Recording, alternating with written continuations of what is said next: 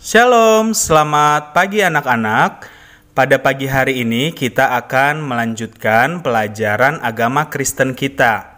Sebelum anak-anak melanjutkan video pembelajaran agama Kristen ini, jangan sampai salah kelas. Video pembelajaran yang sedang anak-anak saksikan adalah video pembelajaran untuk kelas 7 atau kelas 1 SMP. Kalau sudah, sekarang disiapkan buku paketnya atau e-booknya, ya, buku paket agama Kristen atau e-booknya. Kemudian juga buku tulisnya atau buku tugas, karena selama video pembelajaran ini nanti ada materi yang dijelaskan dan juga ada tugas-tugas yang harus dikerjakan. Alat tulisnya juga jangan lupa ya. Kalau sudah disiapkan semua, sekarang kita mau berdoa terlebih dahulu. Oke, sikap doa yang baik, menghadap Tuhan, Kak Sem gak lihat, tetapi Tuhan Yesus lihat ya. Kita bersatu dalam doa. Bapa di dalam surga, kami mengucap syukur pada pagi hari ini kami akan kembali melanjutkan pelajaran agama Kristen.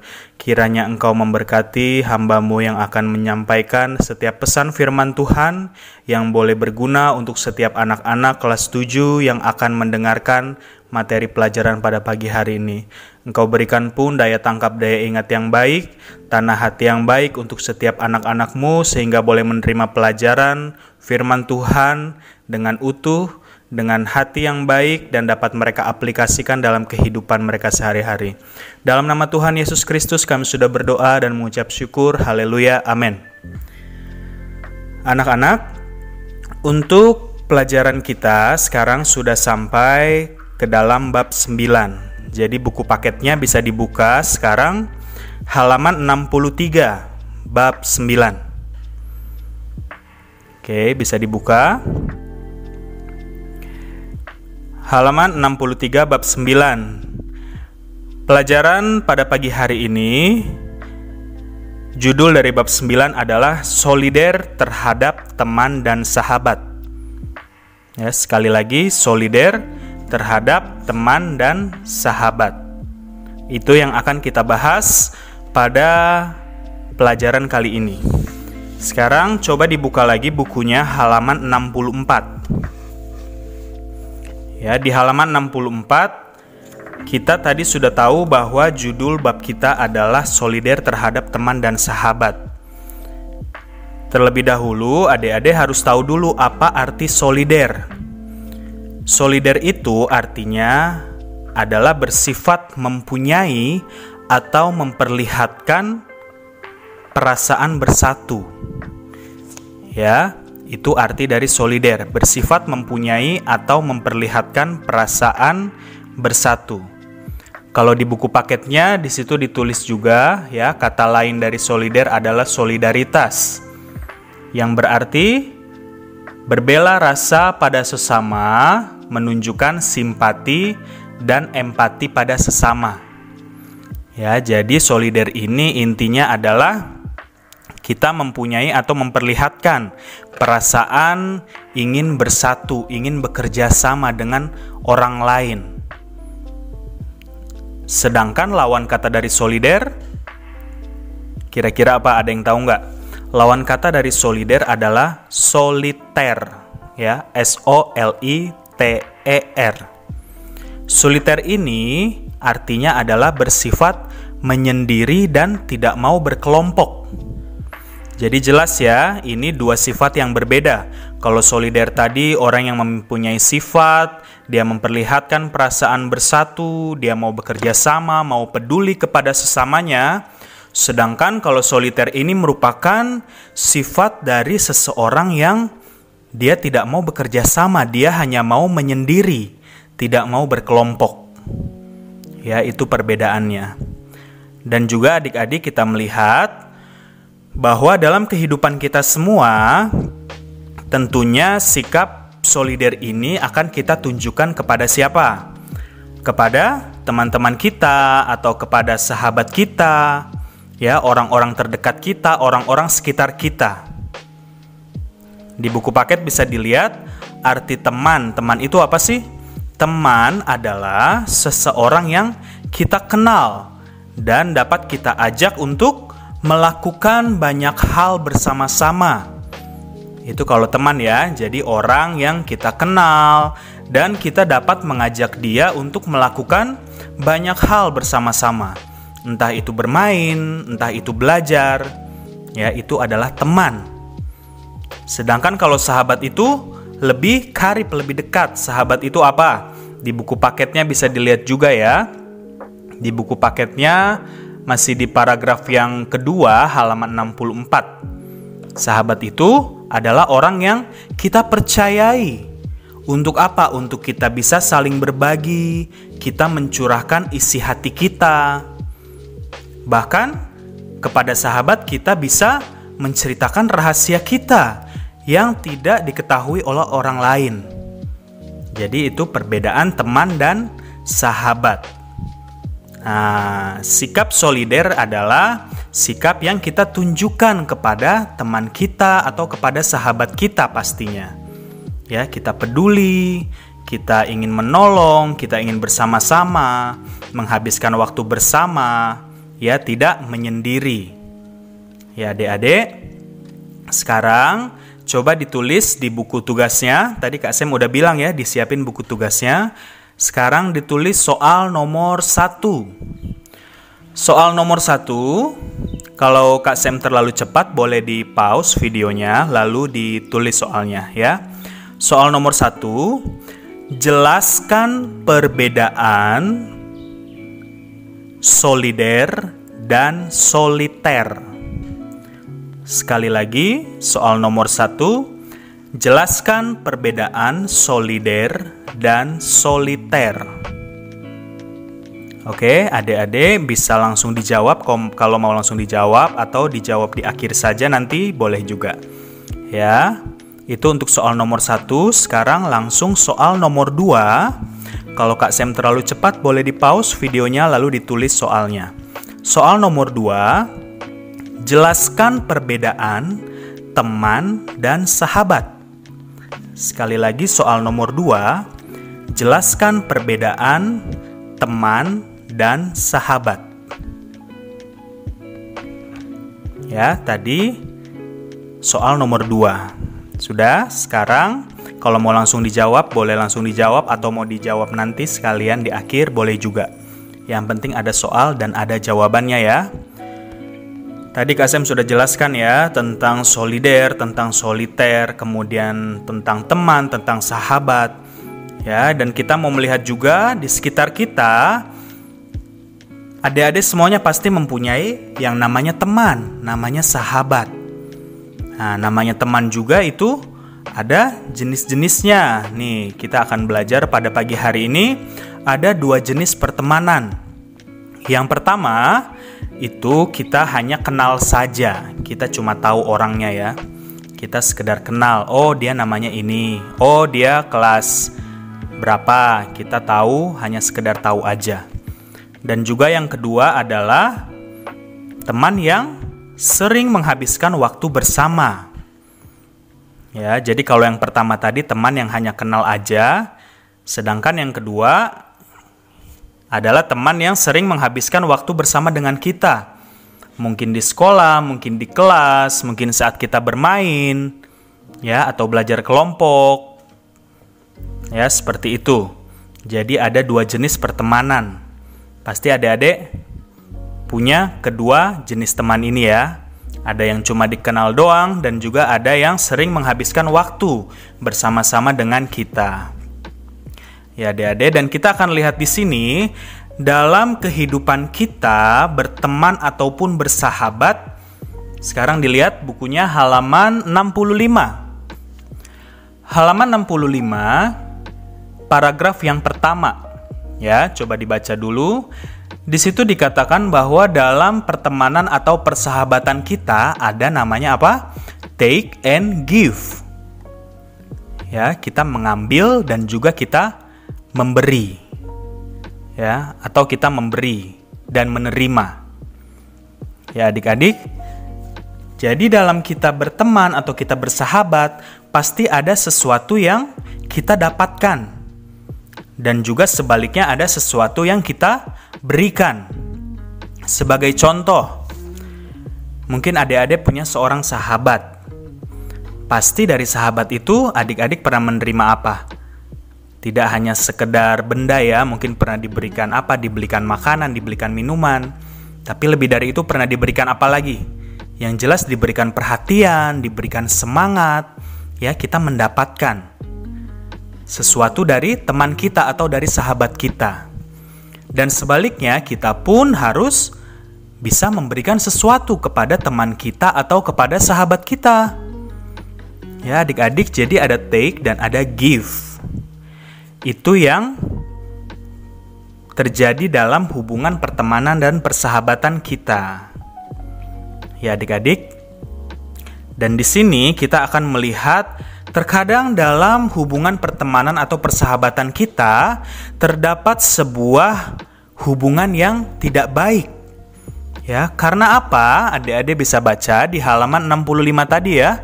Di paragraf paling atas, di situ dikatakan terkadang ada orang yang apa?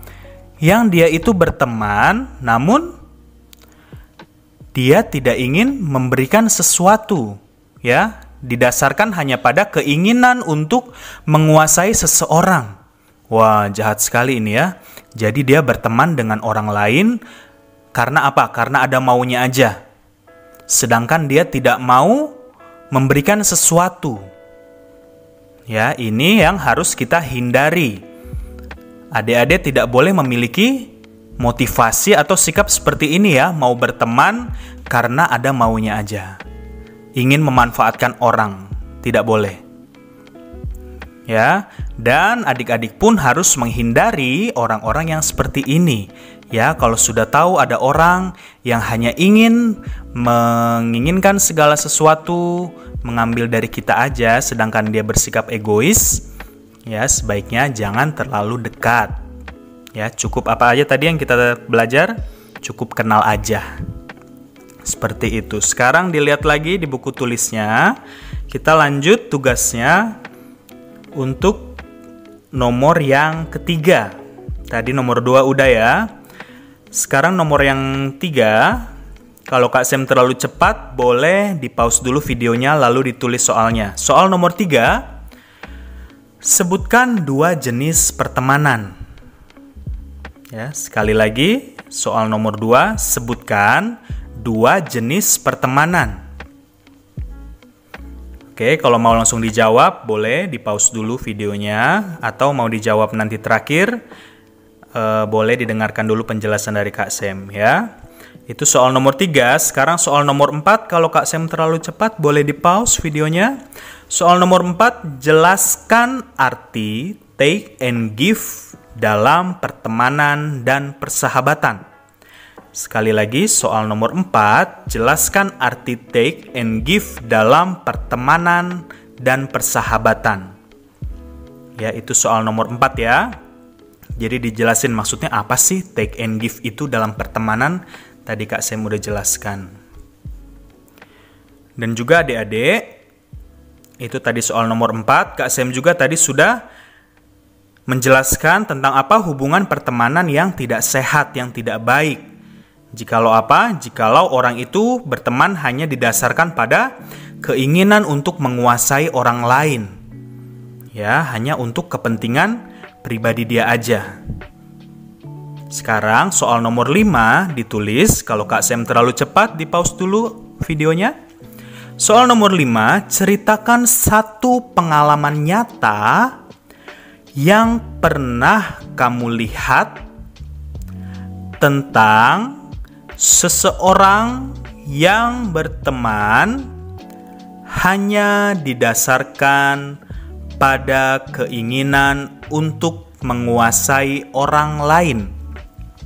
Sekali lagi soal nomor 5, ceritakan 1 pengalaman nyata yang pernah kamu lihat tentang seseorang yang berteman hanya didasarkan pada keinginan untuk menguasai orang lain. Itu soal nomor 5, jadi adik-adik ceritakan. Mungkin pernah melihat orang-orang seperti ini, ya. Dia berteman hanya untuk apa? Adik-adik jelaskan detailnya apa yang dia inginkan dari temannya ini. Ya, adik-adik, jadi ini adalah contoh yang tidak baik yang tidak boleh kita ikuti. Ya, seperti itu. Dan kita akan melihat adik-adik pada saat ini kita buka bukunya lagi halaman 67. Halaman 67 di bagian C, kita mau belajar tentang membangun solidaritas sosial. Ya, solidaritas atau solider, sikap kepedulian kita terhadap sesama kita, terhadap lingkungan sosial kita, orang-orang sekitar kita. Dan tentunya kita mau belajar dari siapa? Tidak lain, teladan yang harus kita contohi, yaitu Tuhan Yesus. Ketika Tuhan Yesus, Dia lahir ke dunia ini dan semasa kehidupannya kita tahu ya, begitu banyak hal-hal yang Tuhan Yesus lakukan. Untuk apa? Untuk memberikan contoh kepada kita. Ya, walaupun tujuan Tuhan Yesus satu-satunya ke dalam dunia ini, lahir ke dalam dunia untuk menebus manusia dari dosa di atas kayu salib, tetapi sepanjang kehidupan Tuhan Yesus pun, Dia memiliki sebuah rencana, yaitu setiap apa yang Dia lakukan boleh kita teladani adik-adik. Dan di sini pun Tuhan Yesus memberikan teladan sikap solidernya atau sikap solidaritasnya terhadap sahabat-sahabatnya. Ya, siapa sahabat-sahabatnya pada saat itu? Jelas murid-muridnya ya. 12 murid Tuhan Yesus yang selalu bersama-sama dengan Tuhan Yesus. Ya, adik-adik, di halaman 67 bisa dilihat ya. Yang bagian C, kegiatan 3, belajar dari Yesus, Yesus dan sahabat-sahabatnya. Boleh dibaca dulu paragraf pertama. Jadi di situ kita bisa melihat Tuhan Yesus pun punya sahabat ya. Tuhan Yesus bersikap solider, gak soliter. Ya, Tuhan Yesus tidak menyendiri. Tetapi Dia bergaul, Dia pun punya teman, Dia pun punya sahabat. Ya, murid-muridnya. Dan di sini kita bisa melihat Tuhan Yesus pun menghabiskan waktu melakukan banyak hal bersama murid-muridnya. Ya, sebagai contoh, adik-adik bisa lihat di halaman 67. Yang pertama, ya, contoh hal yang pernah Tuhan Yesus lakukan bersama sahabat-sahabatnya. Yang pertama, Tuhan Yesus memberikan kuasa untuk menyembuhkan orang sakit. Ya, jadi Tuhan Yesus, Dia mempunyai kuasa untuk menyembuhkan orang sakit ya. Dan Tuhan Yesus pun memberikan kuasa itu kepada sahabat-sahabatnya. Kemudian yang kedua juga, Tuhan Yesus bersama murid-muridnya atau bersama sahabat-sahabatnya ini pernah apa? Menghadiri pesta kawin di Kana. Ya, mereka pergi bersama-sama. Yang ketiga, juga Tuhan Yesus bersama murid-muridnya pernah memancing ikan di Danau Genesaret. Ya, dan masih banyak lagi. Ini hanya 3 contoh ya yang bisa kita lihat. Jadi Tuhan Yesus pun Dia memiliki apa? Kepedulian, ya, kasih sayang terhadap sahabat-sahabatnya, terhadap murid-muridnya.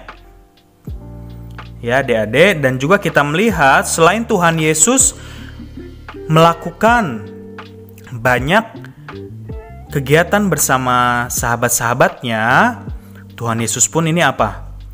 Dia berani membela sahabat-sahabatnya.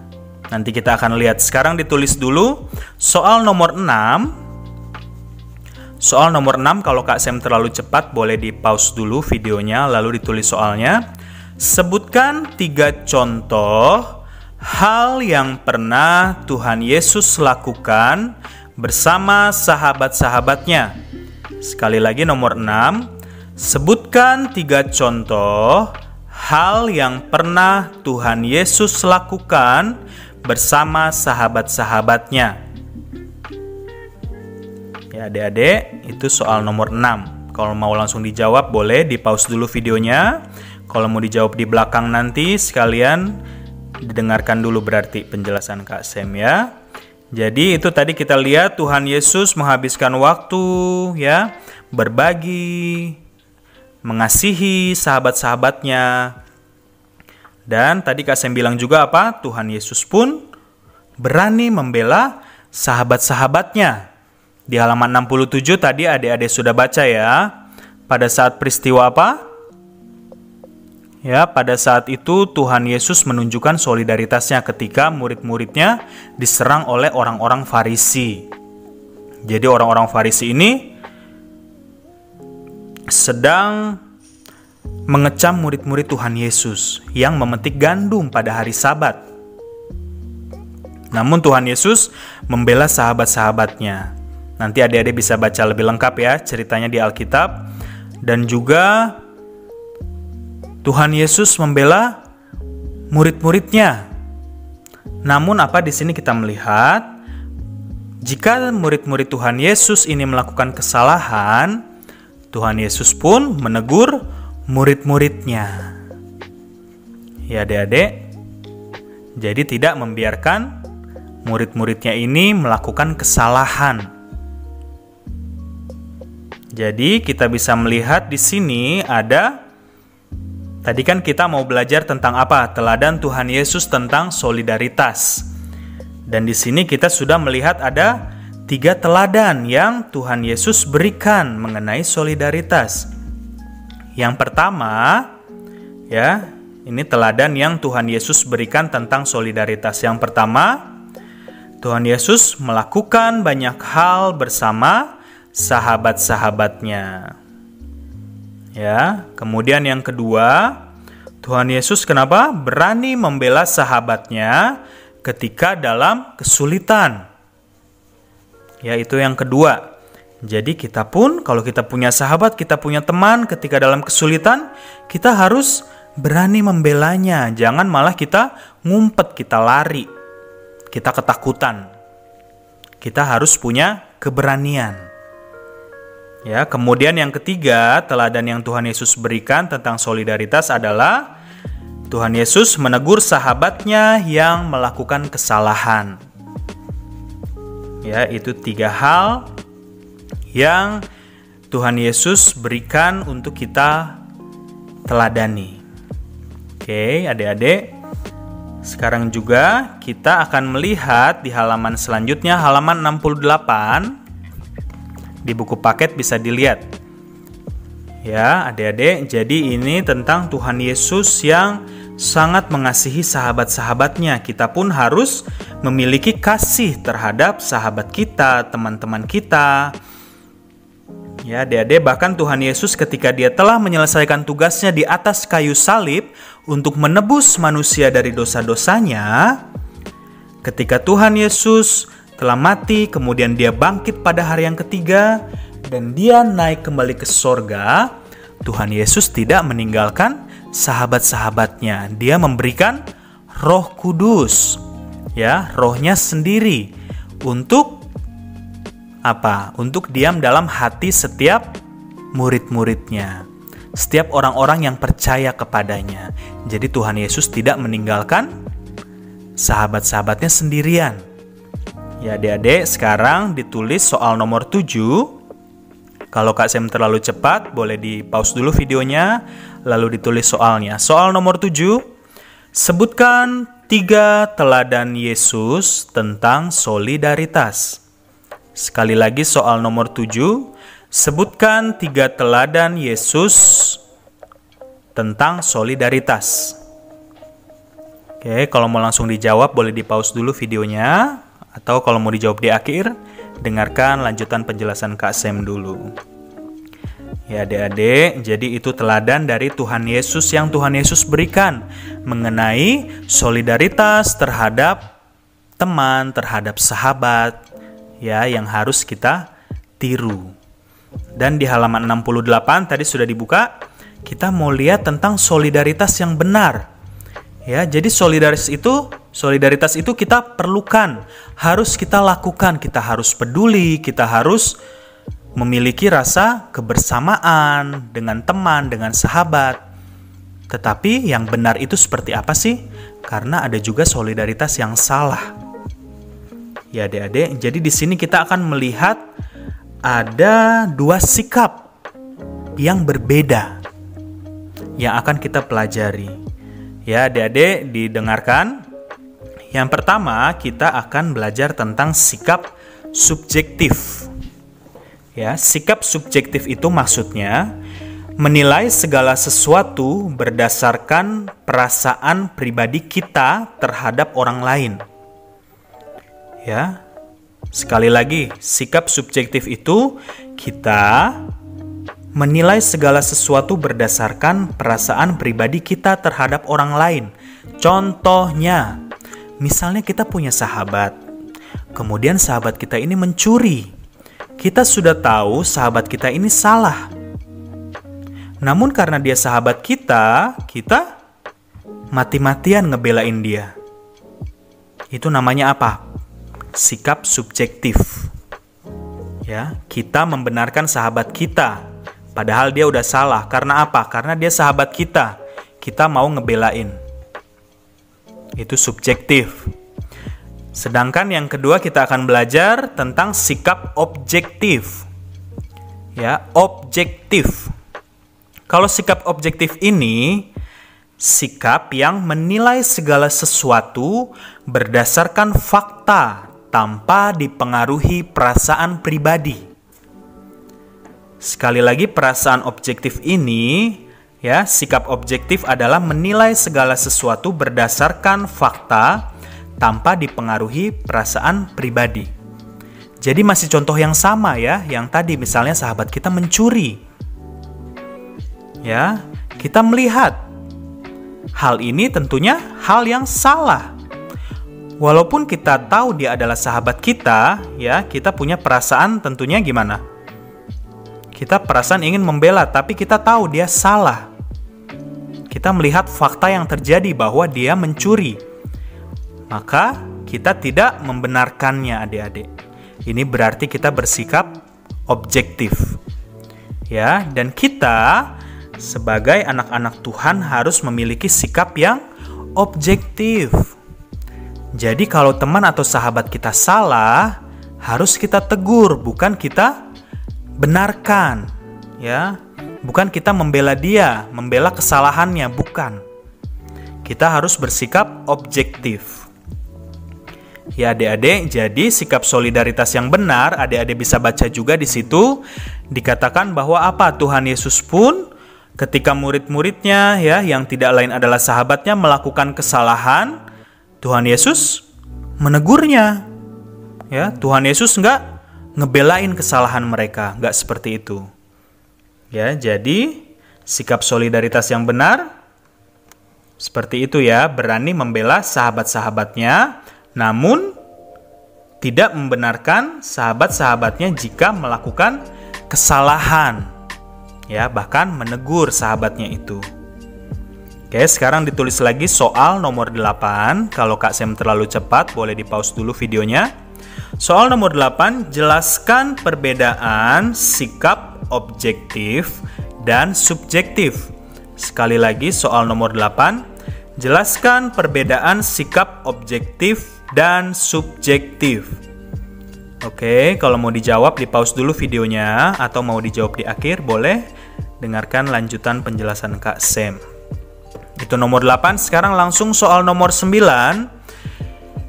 Kalau Kak Sam terlalu cepat, di-pause dulu videonya lalu ditulis ya. Soal nomor 9, jelaskan sikap solidaritas yang benar yang telah dicontohkan oleh Tuhan Yesus. Ya, sekali lagi soal nomor 9, jelaskan sikap solidaritas yang benar yang telah dicontohkan oleh Tuhan Yesus. Oke adik-adik, boleh di-pause dulu kalau langsung mau dijawab. Jadi kita sudah belajar ya pada pagi hari ini sebagai anak-anak remaja ya, bukan anak kecil lagi. Kita harus memiliki sikap solider atau solidaritas. Jangan bersikap soliter ya, hanya mau menyendiri, nggak mau punya teman, nggak mau punya sahabat. Tidak boleh seperti itu. Bahkan Tuhan Yesus pun memberikan teladan, harus kita menjadi orang-orang yang solider. Ya, memiliki teman, ya mungkin hanya kenalan ya, tadi teman sekedar kenal, ataupun teman yang menghabiskan waktu bersama dengan kita, Ya, kita pun memiliki sahabat, ya, tempat kita bercerita, orang yang kita percaya. Ya, namun yang terakhir kita melihat juga dalam hubungan pertemanan atau persahabatan kita, ya, kita harus memiliki sikap solidaritas yang benar. Ya, kita harus berani membela teman kita ketika dalam kesulitan. Namun jika sahabat atau teman kita melakukan kesalahan, kita tidak boleh membenarkannya, kita tidak boleh membela kesalahannya. Ya, karena itu pun yang Tuhan Yesus lakukan. Sekarang terakhir ditulis soal nomor 10. Kalau Kak Sam terlalu cepat, di-pause dulu videonya. Ceritakan satu pengalaman nyata yang pernah kamu lihat tentang sikap solidaritas yang benar. Sekali lagi nomor 10. Ceritakan satu pengalaman nyata yang pernah kamu lihat tentang sikap solidaritas yang benar. Ya, jadi kita udah lihat tadi, ini soal nomor 10. Tuhan Yesus pun telah memberikan contoh sikap solidaritas yang benar. Intinya apa tadi? Ya, berani membela teman yang dalam kesulitan, namun tidak membela kesalahan ketika teman kita melakukan kesalahan atau sahabat kita melakukan kesalahan. Sekarang adik-adik di soal nomor 10 ini ceritakan coba satu pengalaman adik-adik, ya, kalau pernah melihat, ya, atau mungkin adik-adik pernah alami, ya, dalam bersahabat, dalam berteman, ya, teman melakukan kesalahan namun adik-adik tidak membelanya. Ya, tetapi memberikan pengertian, memberikan nasihat, menegurnya. Oke, adik-adik, jadi itu penjelasan pelajaran yang bisa kita dengarkan pada pagi hari ini, solider terhadap teman dan sahabat, ya. Tentunya kita belajar melalui teladan Tuhan Yesus. Oke, setelah ini jangan lupa tugasnya dikumpulkan, ya, ditulis soal dan jawabnya. Ya, soal jawab ataupun soal semua baru jawabannya di bawah pun boleh. Nanti difoto, kirim di WhatsApp Kak Sam. Ya, fotonya jangan sampai ngeblur atau jangan sampai kepotong, dicek lagi fotonya. Oke, sekian pelajaran untuk pagi hari ini. Kita akan tutup dalam doa. Oke, sikap doa yang baik, Kak Sam gak lihat tapi Tuhan Yesus lihat, ya. Kita bersatu dalam doa menutup pelajaran pada pagi hari ini.